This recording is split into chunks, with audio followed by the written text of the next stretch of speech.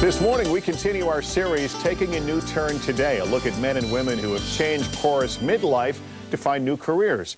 Our story this Sunday centers on a woman who already led a pretty exciting life, but after a friend died on September 11th, she discovered it wasn't too late to follow her true calling.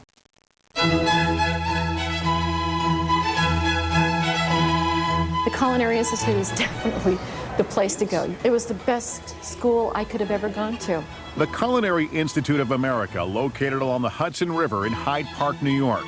It's where Sheila Stone found her inner chef and nurtured the long simmering love of her life. Today, she's a private chef living and working at a beautiful estate on Long Island's North Shore.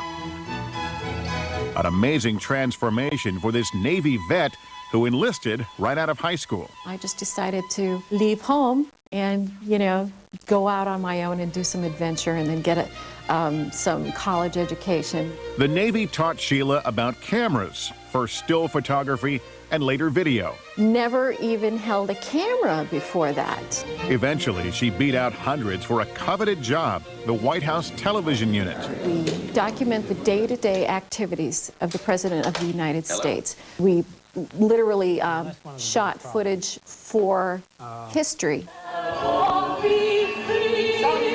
To be in Czechoslovakia after President Havel had taken office, there's tens of thousands of people there waiting for President Bush and Havel.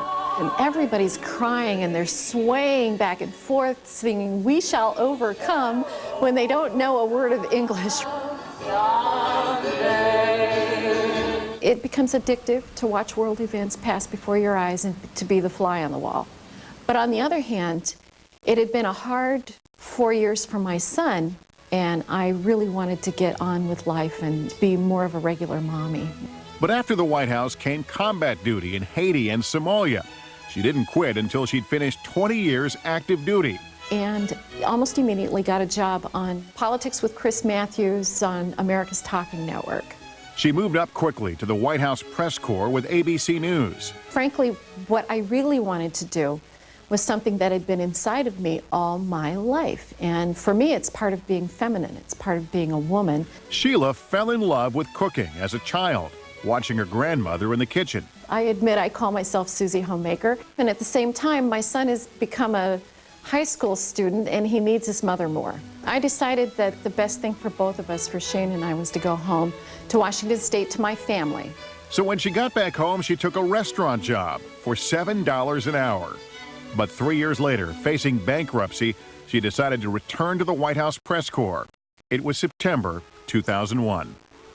9/11 happened, and that stopped me right in my tracks because a dear friend of mine, a shipmate, died in the Pentagon. Jerry Moran worked in naval intelligence at the Pentagon. Everybody loved him, and he loved everybody. He had one of those personalities, and he's gone. One of Jerry's dreams, to attend the Culinary Institute of America and become a chef. It was a dream that would inspire Sheila. It was just one of those situations where Jerry Moran made me see, was I going to do something that made me money for the rest of my life, or was I going to do something that I knew I really wanted to do? And that's when my life started rolling again. Chef Bill Phillips teaches at the Culinary Institute. He was a mentor to Sheila.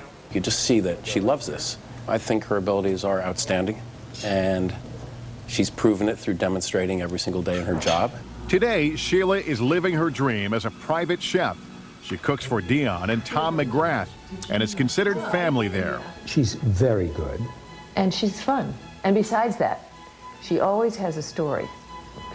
She's really up on what's going on in the news. It is a tremendous amount of work, planning their food, and I'm doing their marketing. I bake the bread, I make thousands of salad dishes during this season, and then to have the opportunity to create all this beautiful food and have people react to my food and say, "Oh, wow, that was something." Oh, that's pretty. Is the big divining force in my life. And Sheila's son, by the way, joined the Navy too, and we're happy to report he has just returned from active duty in the Middle East. Coming up next, some festive fashions you can buy for under $100. We'll be right back.